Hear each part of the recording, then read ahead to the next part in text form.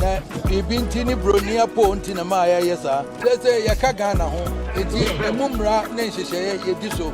na mom de wasa Ghana fo hunu ne se wo ye dan wutumi Asante free Ghana asem muda amonyofo asofo why wutumi ni Asante free muda because obe yi Asante free wo de tai beta ye ebebu afa so ye ne ye tra dem popodity Asante man ye nya na enye ye ye de doni nkabo mo na te ha na de ebone ni aye edope ni enche ko ba bi so be nya Asante no ta wo ha